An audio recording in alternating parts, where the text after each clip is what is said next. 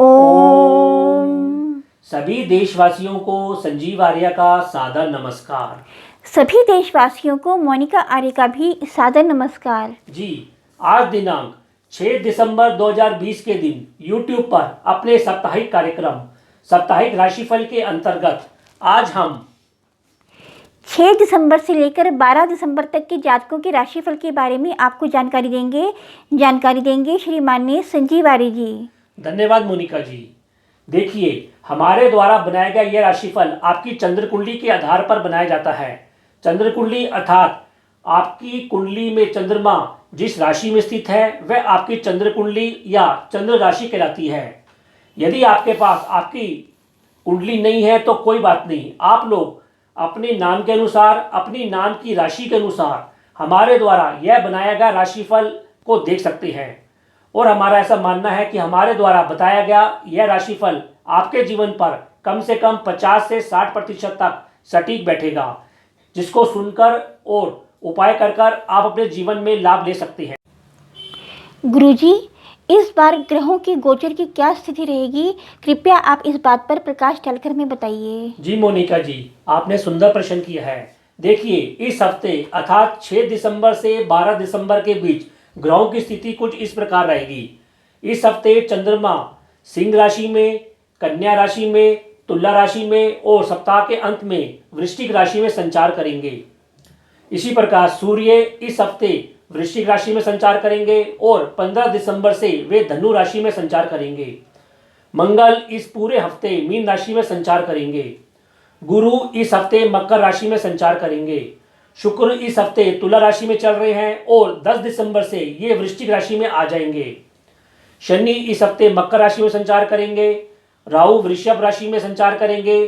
केतु वृश्चिक राशि में संचार करेंगे और बुध वृश्चिक राशि में संचार करेंगे और 17 दिसंबर से ये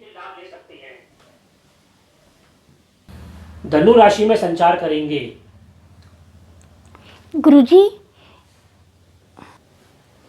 गुरुजी, अब आप हमें मेष राशि लेकर कन्या राशि तक के जातकों के बारे में बताइए।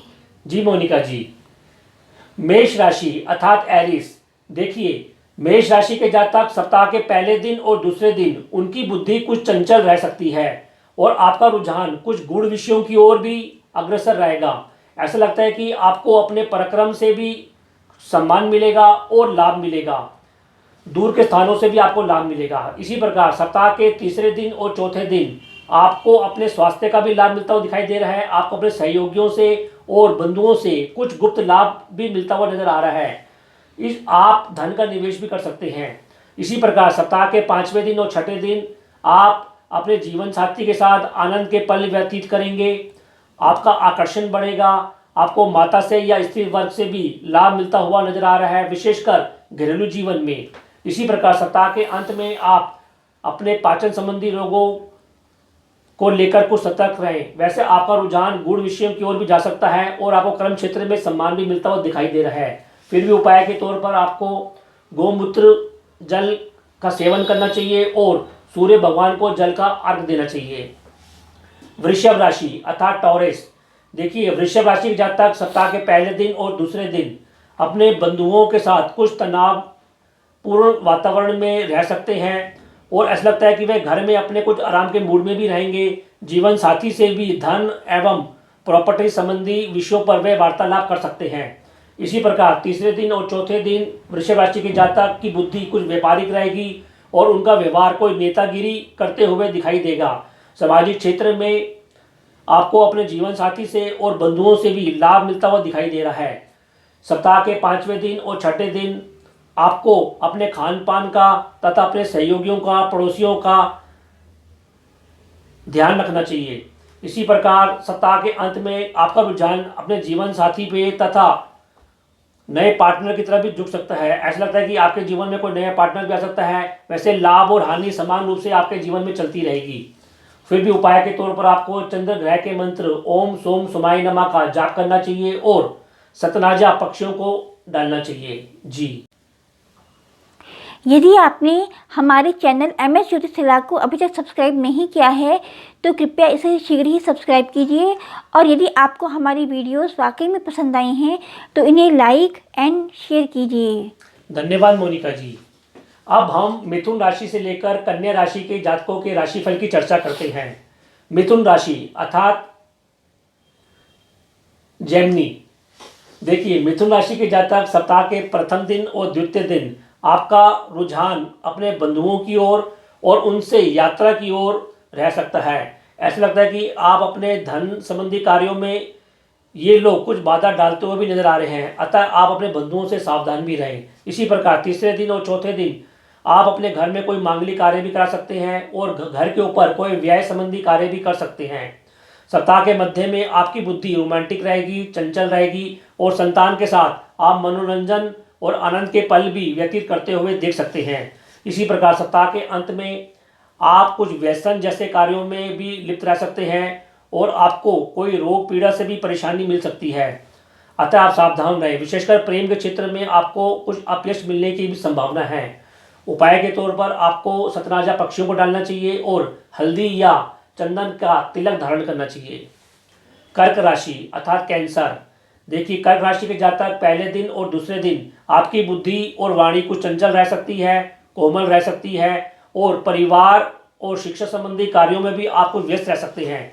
इसी प्रकार सप्ताह के तीसरे दिन और चौथे दिन आप अपने बंधुओं के साथ शिक्षा जैसे कार्यों पर और व्यापारिक जैसे कार्यों पर यात्रा पर कहीं जा सकते हैं। मित्रों से भी आपको खूब लाभ मिलता हुआ नजर आ रहा है।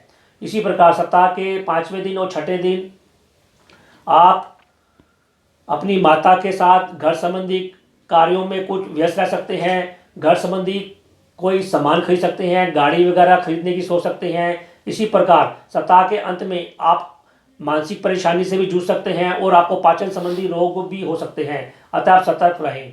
वैसे सामाजिक क्षेत्र में आपको लाभ मिलता रहेगा। फिर भी उपाय के तौर पर आपको शिवलिंग पर दूध जल का अर्घ देना चाहिए और गणेश वंदना करनी चाहिए। सिंह राशि अर्थात लियो। देखिए, सिंह राशि के जातक सप्ताह के पहले दिन और दूसरे दिन आपको दूर स्थानों से लाभ मिलता हुआ नजर आ रहा है। स्त्री वर्ग से भी आपको लाभ मिलता हुआ नजर आ रहा है। इसी प्रकार आप इस दौरान चंचल भी रहेंगे और यात्रा की भी अधिकता रह सकती है। सप्ताह के तीसरे दिन और चौथे दिन आपको गुप्त रूप से कुछ धन लाभ भी मिलता हुआ नजर आ रहा है। आप घर संबंधी क्षेत्र में भी कुछ धन व्यय करते हुए दिख रहे हैं। इसी प्रकार सप्ताह के मध्य में आप अपने बंधुओं के साथ मनोरंजन यात्रा पर जा सकते हैं। विशेषकर स्त्री पक्ष के साथ समय व्यतीत करते हुए नजर आ रहे हैं और आनंद भी आपको मिलेगा। सप्ताह के अंत में सिंह राशि के जातकों को कुछ पारिवारिक उलझन भी हो सकती है और क्रोध की अधिकता भी हो सकती है। ऐसा लगता है कि आप अपने घर के ऊपर भी कोई व्यय कर सकते हैं। उपाय के तौर पर सिंह राशि के जातकों को सूर्य भगवान को जल का अर्घ देना चाहिए और हरे वस्त्र धारण करने चाहिए। कन्या राशि अर्थात विर्गो। कन्या राशि के जातक सप्ताह के पहले दिन और दूसरे दिन आप सामाजिक क्षेत्र में कुछ यात्रा की अधिकता से जूझ सकते हैं और ऐसा भी लगता है कि कुछ धन व्यय भी संभव है। इसके अलावा आप अपने बंधुओं के साथ वार्ता कर सकते हैं और यात्रा आदि पर भी जा सकते हैं। सप्ताह के तीसरे दिन और चौथे दिन आप मानसिक रूप से खुश रहेंगे।